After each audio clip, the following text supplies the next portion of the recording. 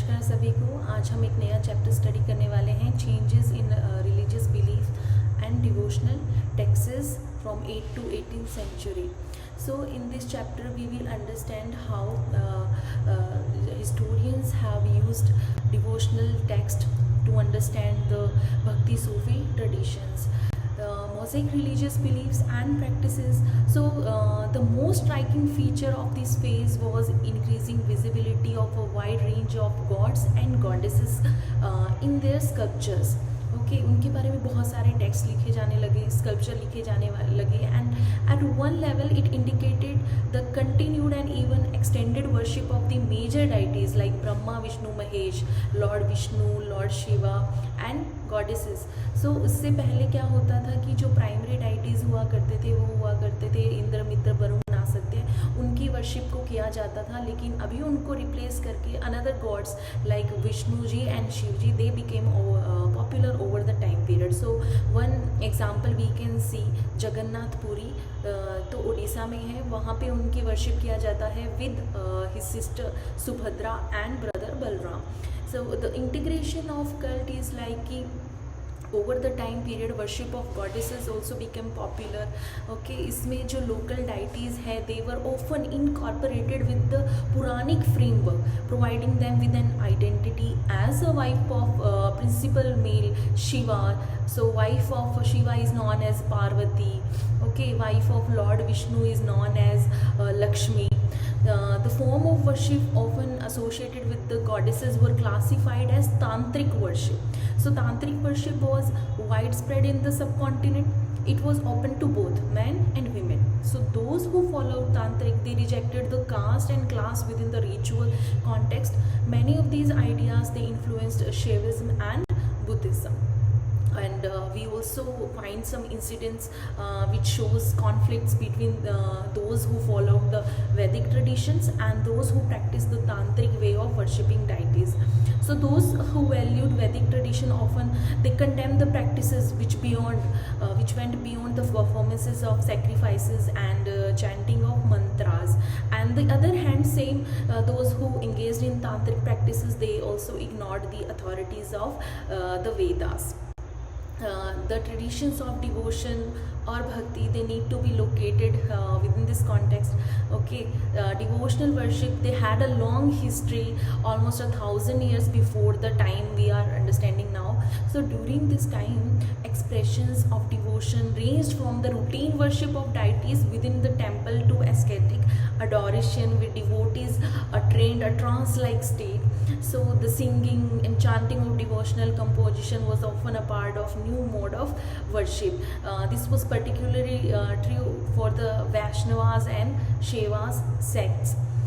And जैसे हम लोग करते हैं ना, टेम्पल में जाते हैं, सो ऑटोमेटिकली हम क्या करते हैं, शूज़ को रिमूव करते हैं, हाथ को फोल्ड करके जोड़ते हैं भगवान को. तो धीरे धीरे ओवर द टाइम ये ट्रेडिशन बन गए और इसी तरीके से वर्शिप करने के नए नए तरीके जो हैं वो प्रचलन में आ गए से.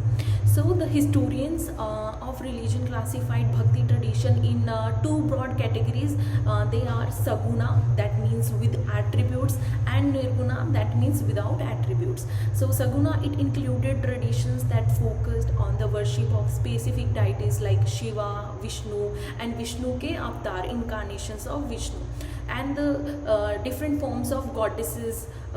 Local, they were addressed as Devi. Nirguna bhakti on the other hand was worship of abstract form of God, जिसमें भगवान का कोई रूप, रंग, आकार नहीं है. ओके, सगुना जो हम टेम्पल में जाके वर्शिप करते हैं, that is one example of Saguna. Okay, during the 6th century, some of the bhakti movements were led by the Alvars and Nayanars. So the little meaning of the Alvars is those who were the follower of Lord Vishnu, and Nayanar, Shiv ji के कितने नयन होते हैं, 3 नयन होते हैं ना. तो Nayanars किसके followers हैं, Lord Shiva के. Those were the devotees of Lord Shiva. They traveled from place to place singing hymns in Tamil in praise of their gods, and during their travels the Alvars and Nayanars, they identified they've chosen many places for their deities, और वहाँ पे उन्होंने splendid जो temples वगैरह हैं अपने god and goddesses के बनाए हैं. आलवार्स में फेमस 12 आलवार्स थे, ओके। और जो 12 आलवार्स का वर्क है it is compiled in 10th century, और बुक का नाम, क्रिएशन का नाम है Nalayira Divya Prabandham, okay. And compilation is done Appar Sundarar and सबंदर थेवारम के अंदर उनका कंपाइलेशन है। और उनका एटीट्यूड कैसा था भक्ति सेंट्स का towards the caste, it was very important. So according to some historians the Alvars and Nayanars they started a movement to protest against the caste system and the Brahmanas, and they attempt to reform the system which was present at that time period in the society. The devotees came from the different social backgrounds, it was very important, such as artisans, cultivator, and even from the caste that were considered untouchable. So those people have gone through कि क्या है social evil, they have gone through with the social evil practices, so they were totally against it and they tried to reform it. The composition of the Alvars and Nayanars are considered to be as important as the Vedas, as 4 Vedas, okay. So instance के लिए we can see Nalayara Divya Prabandham was described as the Tamil Veda. यहाँ पे एक MCQ question भी form होता है, पूछा जा सकता है कि तमिल वेदा किसी कहा जाता है, so answer will be Nalayara Divya Prabandham. So the text was significant like the Vedas. And now we will understand about the women devotees. So it was another very important striking feature of these traditions, Bhakti Sufi traditions, the presence of women. So for example we can see Andal, she was a woman Alavar, her compositions were sung and sung even today. Another woman was Karaikal Amaya, she was a devotee of Lord Shiva, and her composition were also preserved with the Nainar tradition. These women renounced their social obligations but they did not become nuns. तो उन्होंने devotion करना, अपने Lord की devotees वो बनी, लेकिन उन्होंने society को नहीं छोड़ा, वो नन्स नहीं बने. So their presence was a challenge to patriarchal norms. So it was very important at that time period.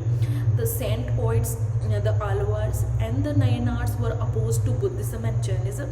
This hostility is well marked in their composition. We can easily find many examples where they are opposing to Buddhism and Jainism traditions. So historians say that this conflict was due to the competition because between members of different religious tradition, because they wanted royal patronage. That's why they were criticizing each other's tradition. Okay.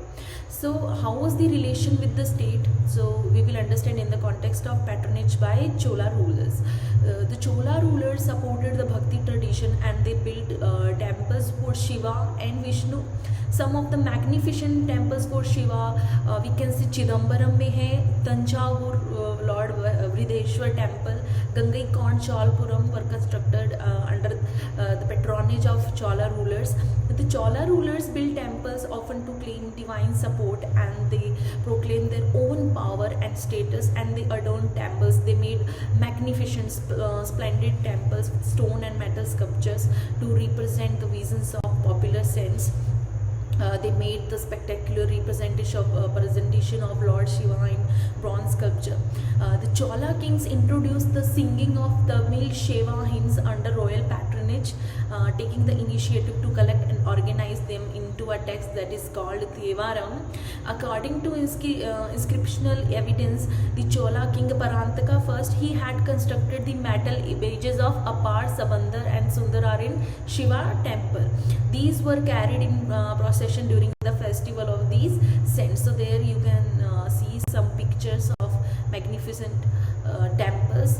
Now another important is the Veer Sheva tradition which was in Karnataka. So Lingayat Veer Sheva tradition, it was found by Basavana. Okay, so this tradition was led by Basavana. Basavana was a Brahman, so his followers were known as Veer Sheva. Veer का मतलब होता है heroes, Shevas यानी Lord Shiva. So heroes of Lord Shiva, and they were also given another terminology that is Lingayat. So Lingayat believe that on the death of their devotee, they will be united with Shiva and they will not return to this materialistic world. So therefore they do not practice any funerary rites जैसे कि cremation वगैरह which was prescribed in the Dharam Shastras. So instead that they ceremonially they buried their death. Okay, the Lingayat, they also challenge the idea of pollution, untouchability. Okay, and this pollution attributed to certain groups by Brahmanas. So they also question the theory of rebirth, and those and because वो social जो evil है, they were challenging to them, so it won them followers. People जो है, those who were marginalized, those people who were excluded with the mainstream, they followed Veer Shaiva traditions. The Lingayat also encouraged certain practices which was disapproved in Dharma Shastra, जैसे कि post puberty marriages हैं and the remarriages of widows. So जो उनके followers थे उनको ये बातें अच्छी लग रही थी, क्योंकि सोसाइटी में जो विडो थी उसकी लाइफ बहुत मिजरेबल कंडीशन में होती थी. सो दे कंसीडर्ड कि जो विडो है उनकी रीमैरिज की जाए. Our understanding of the Vira Shaiva tradition is derived from vachanas, जिसका मतलब होता है sayings, and it was composed in Kannada. Okay, next is बसावना's attitude towards. So when they see a serpent carved in stone, they pour milk it. If a real serpent comes, they say kill, kill. तो उस पे देखो ये जो example है, to the servant of the God who could eat if served, they say oh away, go away. तो ये सारे examples क्या बता रहे हैं, बसावना की जो वचनास है बता रहे हैं कि they were literally against the social evil practices. According to historians, in North India, there was a period when several Rajput states they emerged, and in most of these states, Brahmanas occupied important places by performing rituals.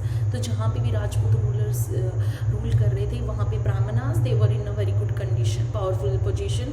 So there was no attempt to question their position directly there, and at the same time there was other religious leaders who were out of the orthodox Brahmanical system, and they were also gaining ground. Examples are like Naths, Jogis and Siddhas. These religious leaders, they questioned the authority of the Vedas. However, they were unable to win the support of ruling elites. Okay, but after the Turkish conquest, जो first slave dynasty आया था, it culminated in the establishment of the Delhi Sultanate. The power of many Rajput rulers over the time, it was undermined by them, and the same happened with the Brahmanas. They also lose their position, okay, who were associated with those kingdoms. So the coming of the Sufis was a significant part of these developments. Muhammad bin Qasim was the first invader. He came in 711 AD. Sindh, okay, which is now currently the part of Pakistan, became a part of the Caliph's domain. So during the 13th century, the Turks and Afghans, they established the Delhi Sultanate. So first dynasty, as we know, slave dynasty है, इसमें Khilji, Tughlaq, Syed, Lodhi, 5 main dynasties थी. After Lodi dynasty, Mughal era was started. So Sultanate were also formed in the Deccan and other parts of the subcontinent. Islam was recognized as the religion of several areas. This continued with the establishment of Mughal Empire. Muslim rulers were to be guided by the ulema. So ulema, they made sure and they were expected to ensure that they rule according to the Sharia. That means rulers जो है शरीयत के according rule करें. So ये काम देखने का कौन करते थे? उलेमा जो है वो ये काम किया करते थे. The Jimmi means protected. So another terminology is given, and it is derived from the Arabic word that means Jimma, protection. It was developed for peoples who were non-Muslim. Okay, so they paid a tax that was called jizya. Okay, so and received protection from the Muslims. So protection के बदले में they had to pay a tax which was called jizya. In India, this status was extended to Hindus as well. In general, rulers often adopted a flexible policy towards their subject. For example, there are several rulers, they gave land endowments and they granted tax exemption to Hindus, Jainas, Christians, Jewish, those people who were living in India. So they also showed respect and devotion towards non-Muslim religion. The development that followed the coming of Islam were not confined to ruling elites. In fact, they permeated far and wide through the subcontinent.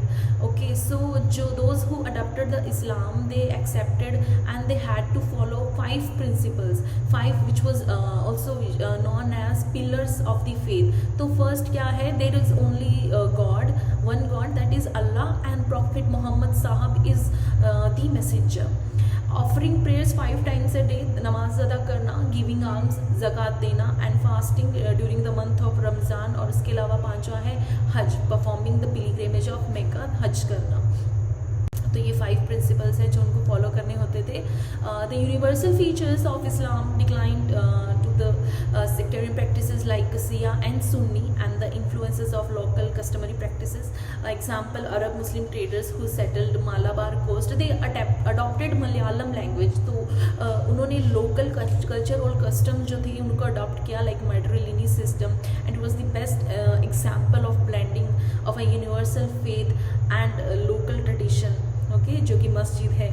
The architectural features of mosque are universal, उसका जो move किया जाता था face, it was towards the Mecca, उनके लिए बहुत religious और pure जगह होती थी। So these are variation such as roofs and building materials. We can see some pictures, many pictures you can see on the screen. The growth of Sufism. Sufis were a group of religious minded people in Islam. They were critical of the dogmatic definition and scholastic methods which interpreted the Quran. So they were totally against it. So they emphasized interpretation of Quran on the basis of their personal experiences. By the 11th century, Sufism evolved into a well-developed movement with a body of literature on Quranic studies and Sufi practices. Sufism was organized in an institution around the hospice, which was also known as Khanqa. It was controlled by a teacher, and a teacher was known as Sheikh, Pir or Murshid. Okay, he enrolled his disciples and he appointed a successor also. He established rule for spiritual conduct and interaction between inmates as well as lay persons and the masters.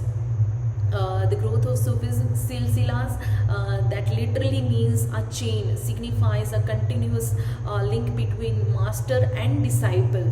Okay, तो जो पीर है और मुरीद है, मुर्शीद जो है, देखो शेख, पीर, मुर्शीद एक ही नाम है, और मुरीद जो है डिसाइपल के लिए टर्मिनोलॉजी को यूज़ किया जाता है।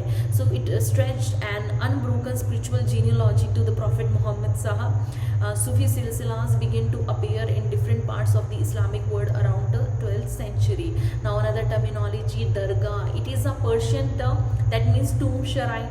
When the sheikh died, his tomb shrine became the center of devotion for his followers. This encouraged the practice of pilgrimage, जिसको ज़ियारत करना भी कहते हैं, to his grave. Particularly on his death anniversary, it was believed that after the death of the soul of Sheikh get united with the soul of Allah. तो लोग जो हैं उर्स लगा करता था इनकी डेथ एनिवर्सरी पे. उर्स का मतलब होता है फेयर, मेला लगना. तो लोग ज़ियारत करने के लिए वहाँ पर जाते थे उनकी ब्लेसिंग्स को लेने के लिए. अब इसमें एक डिवीज़न और है, बाशरा एंड बेशरा. सो बाशरा का मतलब है those Sufis who adhere with the shariat, that means those who related और believe with the shariat. And beshara Sufis were those who ignored shariat. And the Chishtis in the subcontinent. तो 12th century में Chishtis were most influential and it was the first Sufi silsila which came to our subcontinent. This was because they adopted successfully to the local environment and adopted several features of Indian devotional tradition. So the very first silsila is Chishti order in India. So it was founded in India by Khwaja Moinuddin Chishti Sahib. His disciple was the famous Qutbuddin Bakhtiar Kaki and famous Chishti leaders Nizamuddin Aulia. Okay, Nizamuddin Auliya की एक बहुत famous line है, हुजूर दिल्ली दूरस्त. उन्होंने यासुद्दीन तुगलक को letter लिखा था. Suhrawardi order, इसके बाद में फेमस लीडर हैं शेख शिहाबुद्दीन सुहरावर्दी. लाइफ कैसी है चिश्ती खानकाह में? The Khanqa was the center of social life. It comprised several small rooms and a big hall where inmates and visitors lived and prayed. The sheikh lived in a small room on the roof, okay, of the hall where he met visitors in the morning and evening. And there was an open kitchen that was also known as लंगर. वहाँ पे चलता था, मतलब पूरा सुबह और शामी खाना चला करता है, जैसे कि गुरुद्वारा साहब के अंदर होता है, लंगर चलता है. फ्रॉम मॉर्निंग टिल इवनिंग जो विजिटर्स हैं वो मिला क्या करते थे शेख साहब से. Other visitors included poets such as Amir, Amir Hussain Sizi and Amir Khusro, and the court historian Ziauddin Barni. So they all wrote about sheikhs.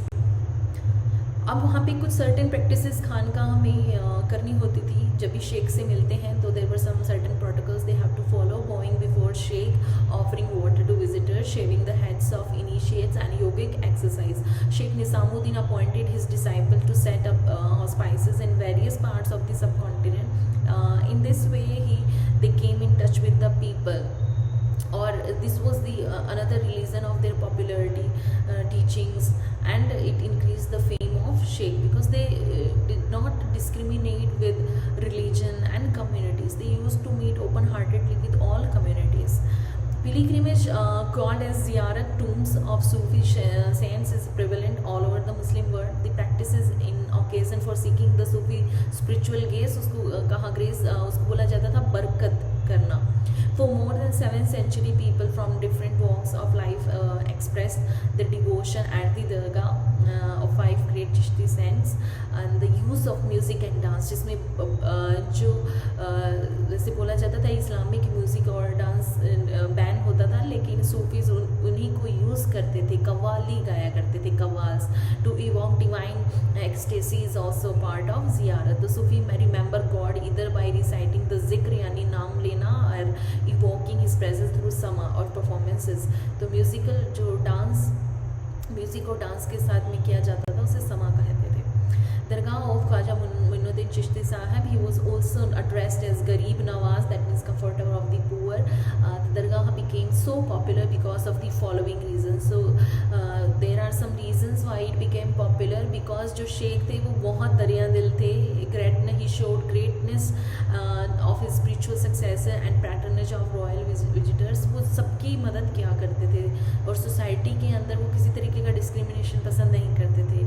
और उनकी अजमेर के अंदर जो दरगाह है, so the location of Ajmer was another factor of its popularity because it was located on the trade route which connected Delhi and Gujarat, and it also attracted many numbers of travelers. So Muhammad bin Tughlaq was the first sultan to visit the dargah. MCQ question बनता है यहाँ पे.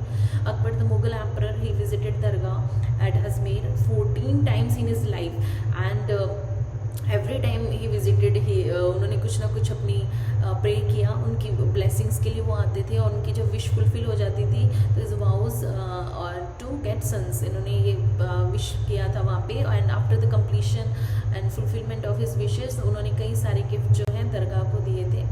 The Chishti traditions was disturbed, but it did not isolate political power.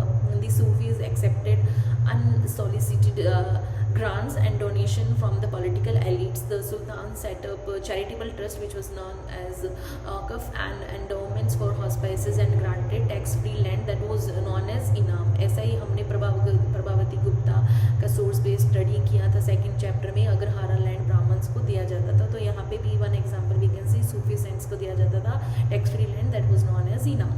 So the Chishtis accepted donations in cash and kind both, and used for the immediate requirements such as food, clothes. हमने देखा ना कि लंगर चलाते थे, खाना खिलाते थे जो भी लोग, कोई ट्रैवलर्स हैं, कोई अगर कोई पुअर लोग वहाँ पे आ रहे हैं, तो वो जो भी पैसा मिल रहा है, चाहे कैश मिल रहा है, चाहे फूड प्रोडक्शन मिल रहा है, they used in the khanqah only.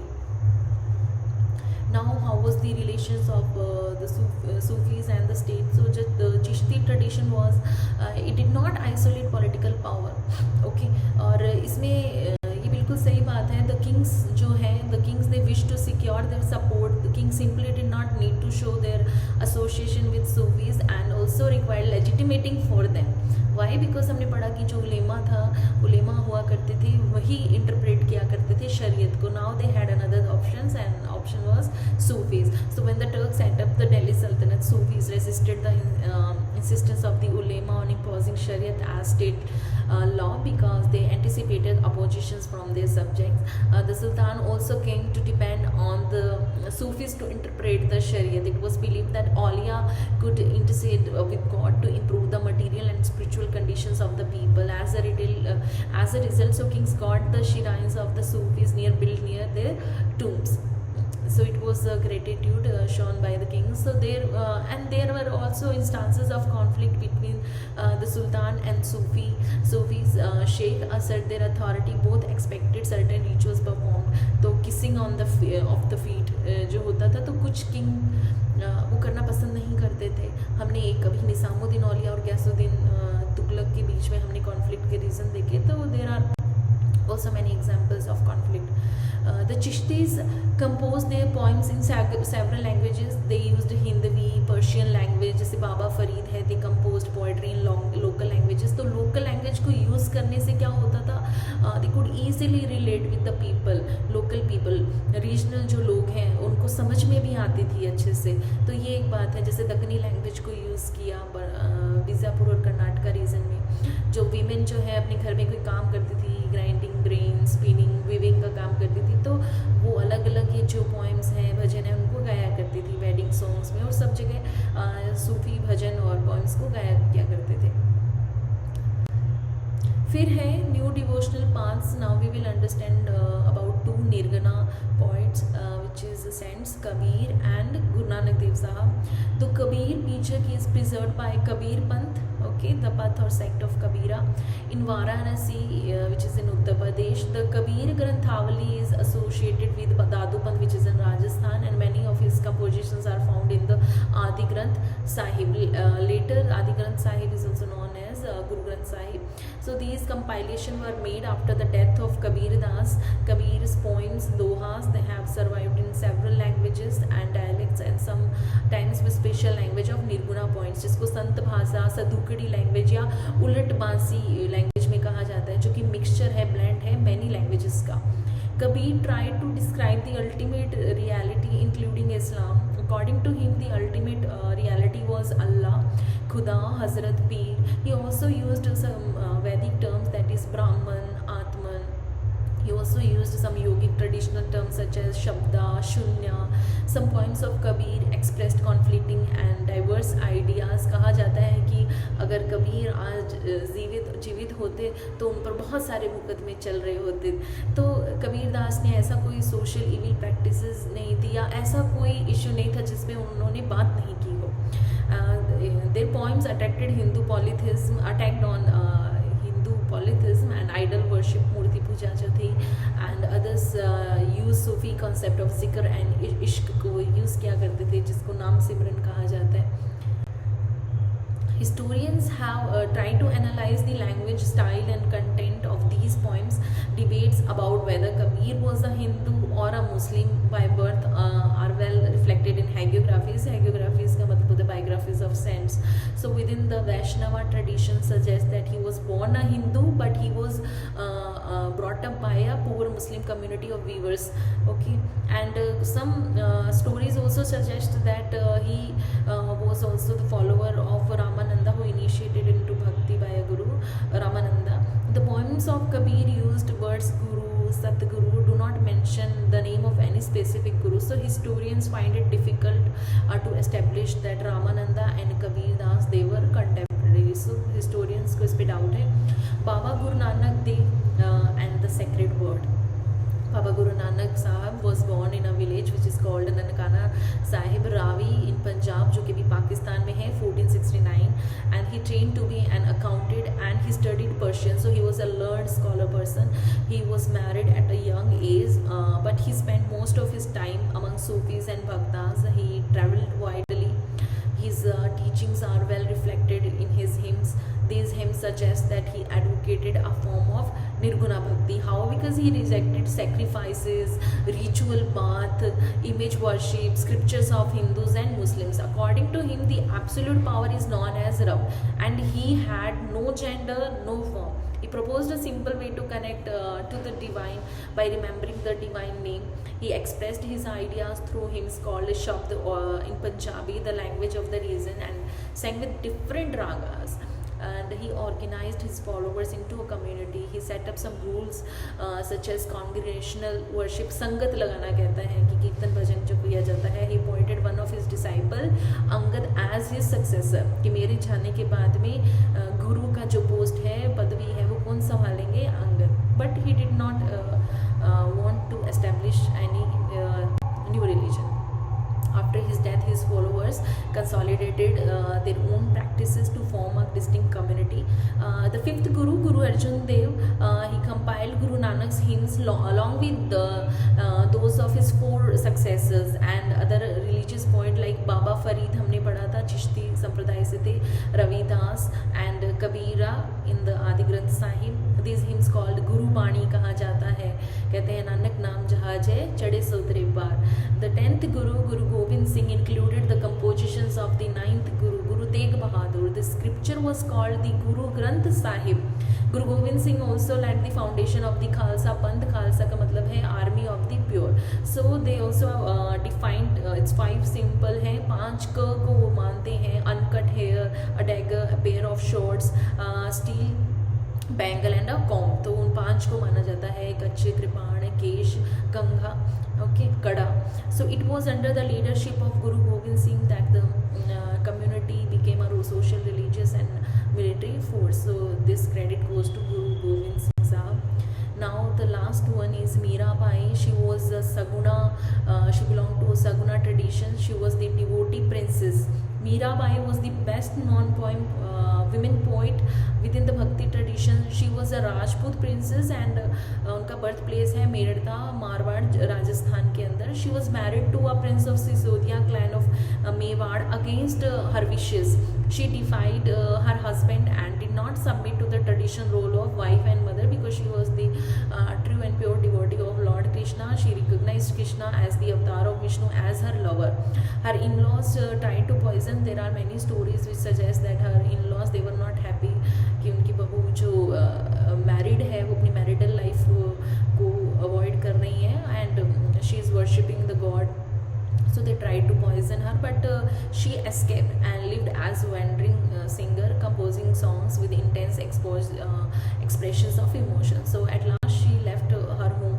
Okay, her most famous preceptor was Raidas. हमने अभी नाम पढ़ा था रविदास, रैदास जी का, जिनकी दोहा और भजन को गुरु ग्रंथ साहिब में इंक्लूड किया गया है. He was a leader worker and it shows her defense of the norms of caste society. She did not believe in the caste society because her guru was Raidas, who belonged to a lower caste. So she had donned the white robes of a widow or the saffron robe of renouncer. Although she did not attract any sect, any group of followers, but she has been recognized as a source of inspiration for centuries. We get information about her from the bhajanas attributed to her. मेरे तो गिरधर नागर, उनके बहुत अच्छे भजन हैं. Reconstructing histories of religious tradition. Historians have a variety of sources to reconstruct histories of religious tradition. These are stupas, monasteries, temples, inscriptions जो हैं, written text जो हैं, भजन जो हैं, उन सबको पढ़कर, hagiographies जो हैं, इन सबको पढ़कर ही historians क्या करते हैं, सारी हिस्ट्री को reconstruct करते हैं. They range from the simple direct languages of the vachanas, जो कि Basavana, वीशैवा traditions. Okay, understanding each type of text requires different skills. तो जो भी अलग अलग different languages में text को लिखा गया है उसको पढ़ना एक skillful work है. उसको अच्छे से पढ़ना है ताकि अर्थ का अनर्थ नहीं हो. तो जो लिखा गया है same expression और same meanings के साथ में पढ़ सके. So it acquires familiarity with several languages. तो उसके लिए मैंडेटरी है कि अवेयर हों डिफरेंट वेरिएशंस और स्टाइल के साथ में. Okay, thank you.